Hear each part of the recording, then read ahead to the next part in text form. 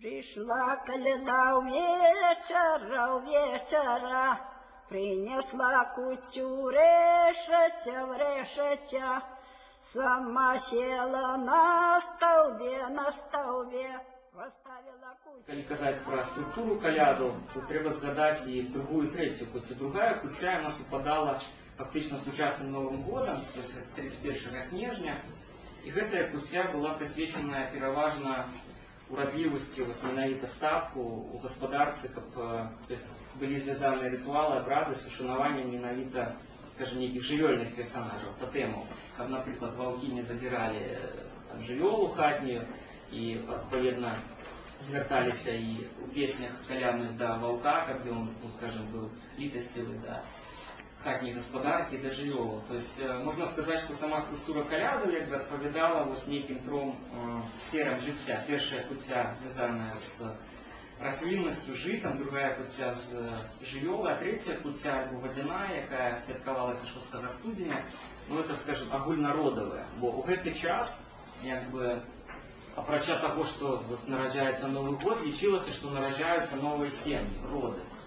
Адпаведна, да гэтага часу ў некаторых рэгіёнах Беларусі, напрыклад, на поўначы, гэтым часам былі звязаныя адмысловыя гульні, так званая жаніцьба-цярэшка, вядомая на Віцебшчыне. То есть гульня, якая была пашыраная сярод маладзёнаў, і сэнс гульні ў тым, каб, скажем, рытуальна злучаліся ці знаходзіліся пары, хлопцы-дзяўчаты, каб потым, скажем, з гэтых параў нараджаліся новыя сем'і. То есть сам калядны цыкл, ён як бы праектуе наступны год, цягам якога павінна быць все добра і ў гаспадарцы, і ў сям'і, і ў родзе. То есть такім чынам гэтыя каляды праектуюцца і ствараюць пэўны стваральны станоўчы кантэкст для ўсяго наступнага года.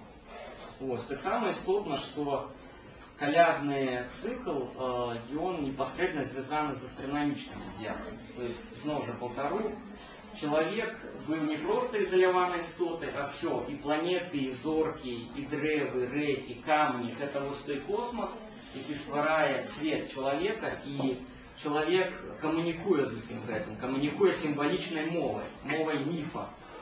И он, адпаведна, оживляе и наделяе душой все гэтыя рэчы праз іх міфалагізацыю, праз упісанасць у свой кантэкст культуры. То есть міф, гэта зноў жа, гэта з'ява культуры найперш. Жывёлы, расліны не могуць ствараць міфы, толькі чалавек стварае такую мову сімвалічную, якая дазваляе яму камунікаваць з усім космосам навакольным, з жывымі і нежывымі рэчамі, істотамі.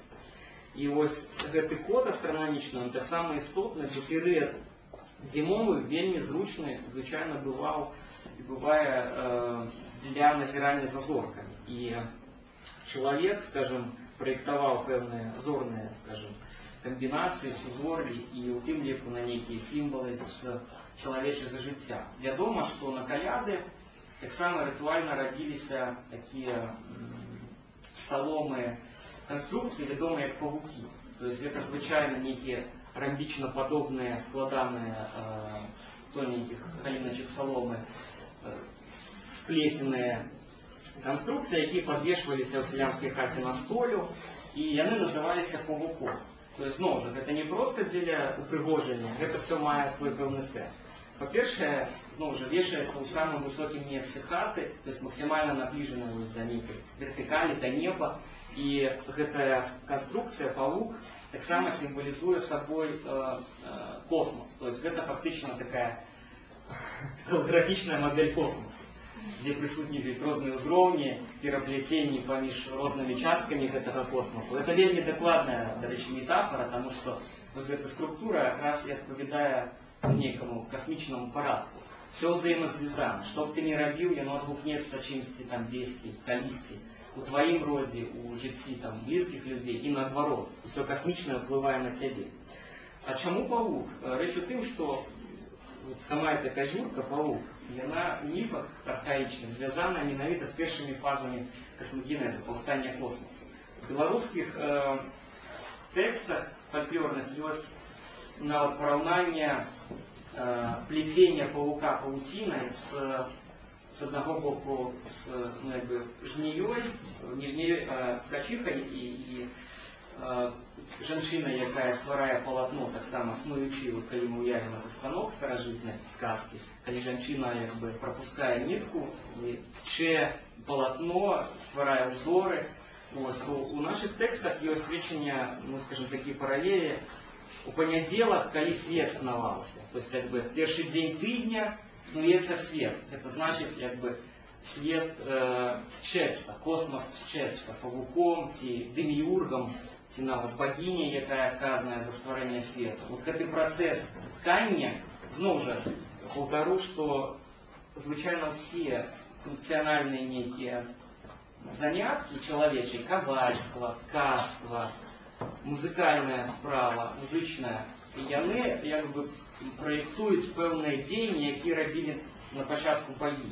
То есть менавіта першакавалі, першаткачы, яны стваралі свет, затым людзі ўжо гэта паўтараюць. Нават ёсць такая тэорыя, зусім не маргінальная, распрацоўваецца тымі, хто займаецца рытуалам, міфам пра тое, што спачатку, дарэчы, менавіта людзі рабілі вот нейкія дзеянні не для прадукавання чагосьці. То есть кавалі рабілі рэчы, там, ці ткалі не таму, што была патрэба практычна, а рытуальная была патрэба. То есть людзі прыдумалі профессии, спочатку як ритуал, але потім гэта стало тим обыденным сенсом простой профессии, той творчей, які ми сьогодні ведаємо.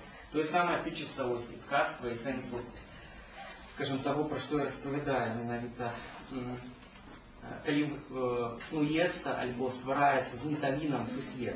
І ось паук як сімвал гэтых пачатковых стадый космогенезу. Відповідно, і сама эта структура, яна троху падобная вот на сплеценае павуцінне, якое пляце павук, а таксама падобная яшчэ на одну прыладу сялянскага попыту, падобная на сіта, дзе вот гэта ёсць скрыжаванні, і круглая сіта таксама лічылася в пэўным сэнсе сімвалам космоса і сімвалам вось гэтага дасканалага нейкага свету. І нездарма беларусы традыцыйныя назовы для, скажем, гурта зорак, звычайно бывае 5 ці 7, яны суадносяцца з рознымі, у розных рэгіёнах з рознымі сузор'ямі, з вялікай мядзведзіцай, ці з плеядамі. Вось гэтае сузор'е у традыцыйнай культуры называлася сітам. То есть лічылася, што вот гэта касмічнае сіта, праз якое прасеиваюцца душы людзей памерлых, і частка з іх трапляе ў вырай, частка, хто рабіў грахі, як бы вырай не трапляе. І вось гэтая сіта таксама сімвалізуе, ну, в пэўным сэнсе нейкую касмічную структуру, якая адлюстроўваецца і на побытавым узроўні, і ў сялянскай хаце. Таксама цікава, што адно з гэтых сузор'яў, плеяды, яно таксама фігуруе у кантэксце міфалагічным. Бо навукоўцы заўважылі, што вось у гэты зімовы час, калі найбольш яркія ты зоркі, іх звычайна бывае 7 ці 5 плеяды, яны адпавядаюць персонажам з вядомай казкі пра 7 казлянятаў, якіх з'ядае воўк. То есть, як правіла, все казкі, яны далёка не дзіцячага зместу, але сёння ўспрымаецца, што гэта тое, што асацыюецца толькі з дзяцінствам, хаця насамрэч там вот ёсць акурат гэты касмалагічны астранамічны код. Рэч у тым, што у часе калядаў гэты зоркі найбольш бачныя, але у гэты ж час месяц, які у міфалогіі атайсамляецца з ваўком, то есть месяц воўк, гэта персонаж шчыльна звязаны, вот гэты персонажы шчыльна звязаны між сабой.